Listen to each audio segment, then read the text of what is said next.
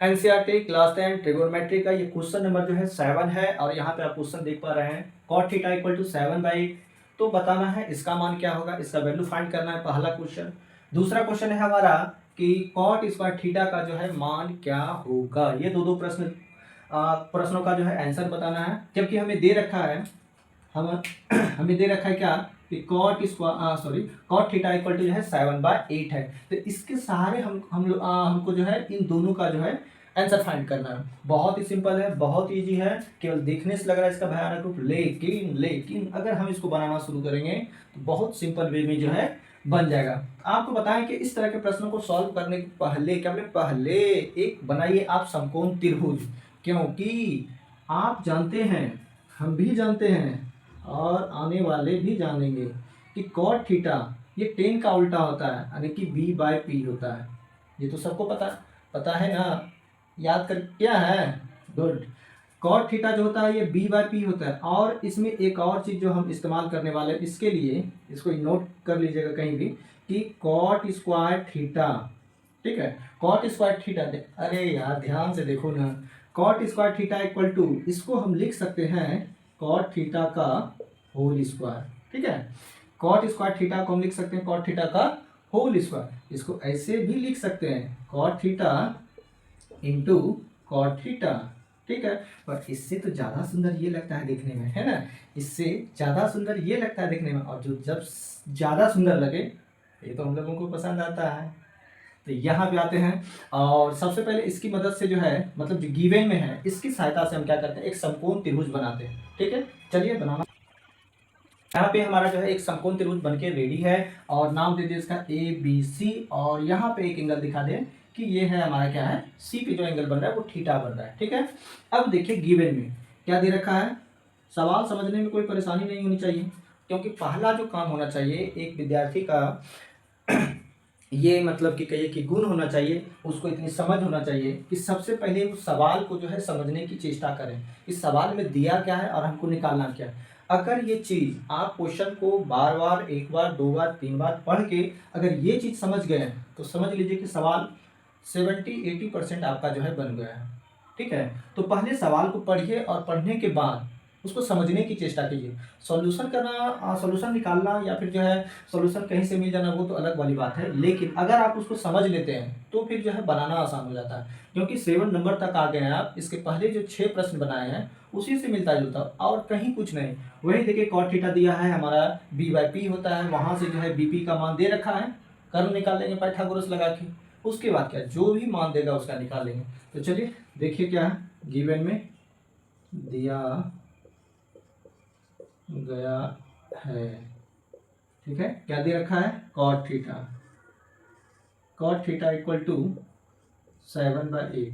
अगर हम इस त्रिभुज की तुलना यहाँ से करें, देखिए cot थीटा की तुलना अगर इस वाले एंगल से करें तो साफ दिख रहा है क्या कि cot जो होता है हमारा, इसको नोट डाउन कर लीजिए कहीं, cot थीटा होता है हमारा b/p, ठीक है। और यहाँ के लिए देखिए इस एंगल के बारे में बात हो रही है, इस एंगल के बारे में जब बात होगी तो इसके सामने वाला जो साइड होगा वो हमारा क्या होगा, बोलो क्या होगा, P होगा, ठीक है। तो ये हो गया P और BC हो गया हमारा B। तो इसको हम लिख सकते हैं BC/AB इक्वल टू हो गया 7/8, ठीक है।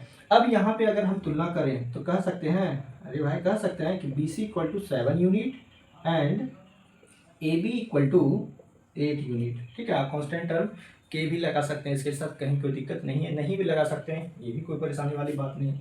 देखिए जैसे ही BC का मान निकला हमारा कितना 7 और AB का मान निकल गया कितना 8। तो अब यहाँ पे देखिए बार बार हम एक बात आपको समझाने की कोशिश कर रहे हैं कि किसी न किसी तरह से त्रिभुज की दो भुजा का मान जो ये देगा, और तीसरा जो है आपको निकालना है एक ही तरीका, और वो है हमारा पाइथागोरस थ्योरम।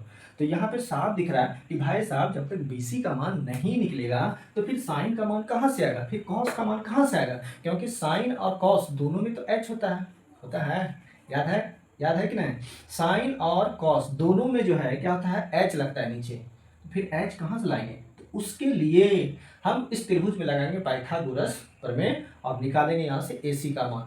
तो चलिए पाइथागोरस प्रमेय से यहीं पे नोट डाउन कर लेना, ठीक है।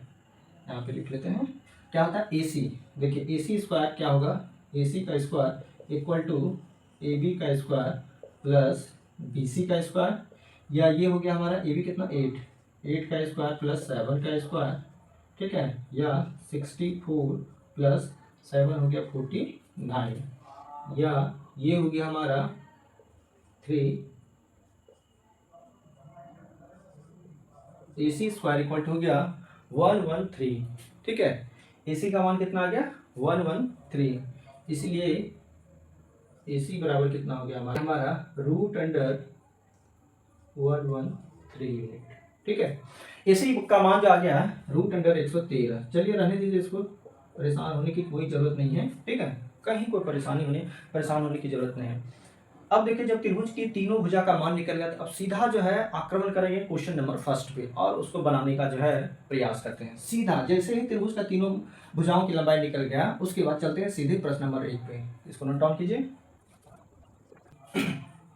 तो चलिए पहला क्वेश्चन जो है यही है हमारा 1 plus sine theta into 1 minus sine theta, और बटे में जो है 1 plus cos theta into 1 minus sine theta. तो साफ दिख रहा है ये जो फॉर्म बना हुआ है ए प्लस बी इंटू ए माइनस बी, ए प्लस बी इंटू ए माइनस बी, यहाँ पे लिख देते हैं ये वाला फॉर्म है ए प्लस बी इंटू ए माइनस बी। फॉर्मूला क्या होता है ए स्क्वायर माइनस बी स्क्वायर। लगा दो, हम कहते हैं जहाँ फार्मूला सेट हो रहा है वहाँ लगा दो, ठीक है, कुछ तो राहत मिलेगा, है ना, कुछ तो राहत मिलेगा। ए प्लस बी इंटू ए माइनस बी क्या होता है, देखिए इसको पहले एक स्टेप ले लेते हैं, 1 माइनस साइन स्क्वायर थीटा, और नीचे हो जाएगा हमारा 1 माइनस कॉस स्क्वायर थीटा, क्योंकि 1 का स्क्वायर करेंगे तो 1 ही होगा। हर कोई जानता है, पूरा संसार जानता है इस चीज़ को कि 1 माइनस साइन स्क्वायर थीटा और नीचे हो गया 1 माइनस कॉस स्क्वायर थीटा। अब देखिए हम क्या करते हैं यहाँ पे, अब देखिए इस त्रिभुज से तुलना करते हैं इसका साइन। साइन क्या होता है हमारा, देखिए साइन क्या होता है, ये होता है P बाय एच, ठीक है, P बाय एच। इसके लिए P कौन होगा तो ए बी, कहिएगा ए बी अपॉन ए सी, ठीक है, का होल स्क्वायर बटे, और नीचे हो जाएगा 1 कॉस लगा हुआ, कॉस स्क्वायर थीटा है इस वाले एंगल के लिए, इस वाले एंगल के लिए ये P होगा, लेकिन कॉस क्या होता है हमारा B बाय एच होता है, ये हो जाएगा बी सी अपॉन ए सी का होल स्क्वायर, है ना। यहाँ तक कोई दिक्कत। साइन होता है P बाय एच, कॉस होता है B बाय एच, और कुछ नहीं लिखे। हम कहते हैं कुछ नहीं लिखे, जो साइन का है उसको दिया है और जो कॉस का हिस्सा है उसको दिए, स्क्वायर है स्क्वायर लगा दिए। अरे भाई जब इतना कर ही दिए हो तो मान भी रख दो, ठीक है रख देते हैं। तो देखिए A B upon A C, A B का मान 8 बाय रूट अंडर 113 का होल स्क्वायर, और बटे में हो गया हमारा 1 minus B C upon A C, B C का मान कितना है 7 बाय रूट अंडर 113। ये कट जाएगा, उसके लिए परेशान होने की कोई समस्या नहीं है। और यहाँ पे देखिए स्क्वायर कीजिए, क्या हो गया 1 माइनस 8 का स्क्वायर कितना हो गया 64 बटे, जब देखिए रूट का स्क्वायर करेंगे, रूट 1 का जब स्क्वायर करेंगे, ठीक है, तो ये वाला रूट क्या हो जाएगा खत्म हो जाएगा, कट जाएगा, ठीक है, मतलब इसका जब मान निकलेगा ये हो जाएगा 113 हो जाएगा, ठीक। रूट वाले का जब स्क्वायर करते हैं तो रूट खत्म हो जाता है, बाकी जो भी उसके अंदर अंक रहता है वो बाहर आ जाता है, इस चीज़ को याद रखिएगा। ये हो गया 113, और यहाँ पे हो गया बटे 1 माइनस 49 बाय 113, ठीक। कोई दिक्कत, एलसीएम ले लेते हैं, तो 113 माइनस हो गया 64, ठीक है, कितना बच गया 49, यानी कि 49 बटे 113, और माइन बटे ये है, थोड़ा ध्यान रखिएगा। और यहाँ पे देखिए एलसीएम लेंगे तो 113 में 49 गया, तो ये बच गया हमारा 64 बटे 113। यहाँ से देखिए 113 ऐसे नहीं समझना है, तो ये समझिए इसमें टोटल जो है 4 टर्म है, ठीक है, ये समझिए, इस बात को समझ लीजिए, ए बटे बी माइन बटे ये है हमारा सी बटे डी, ठीक है, इसको याद रखिए, पहला गुना चौथा, क्या बोले, पहला पद गुना चौथा पद, ठीक है, याद रहेगा, पहला गुना चौथा, दूसरा गुना तीसरा। और हम नहीं जानते पहला जो है चौथा के साथ गुना होगा और दूसरा जो है तीसरा के साथ गुना होगा, मतलब ये कहें कि एक स्टेप देते हैं, बस नेचुरल कर देते हैं, पहला पद गुना चौथा पद, अब बटे होगा दूसरा पद गुना तीसरा पद, ठीक है, थोड़ा सा जो है टर्म चेंज हो गया, कोई दिक्कत नहीं है। तो ये हो गया हमारा 113 कट गया, और फाइनली हमारा जो आंसर आ गया 49/64, ये हमारा आंसर हो गया। कितना ये केवल कैलकुलेशन है, और कैलकुलेशन तो करना ही चाहिए, जितना आप विस्तार से बनाइएगा ये आपके लिए फायदेमंद है। आप जब जान जाइएगा ना, तो उसके बाद हम कहते हैं यहाँ तो सीधा आंसर लिख दीजिए। अगर आप बनाना जान गए हैं, सीख गए हैं, समझ लिए हैं, तो फिर जो है एक एक स्टेप छोड़ के आप आगे बढ़ते जाइए, कहीं कोई दिक्कत नहीं, फाइनल में आंसर लिख दीजिए। लेकिन जब तक आप नहीं जानते हैं, समझ रहे हैं, तो वहाँ आप जो है डिटेल से बनाइए। ठीक है, चलते हैं दूसरे नंबर प्रश्न पे। ये तो दूसरा तो एकदम मक्खन वाला है मेरे भाई, बहुत इजी है। क्या बोले, बहुत इजी है। देखिए कॉट स्क्वायर थीटा का मान बताना है, कॉट स्क्वायर थीटा।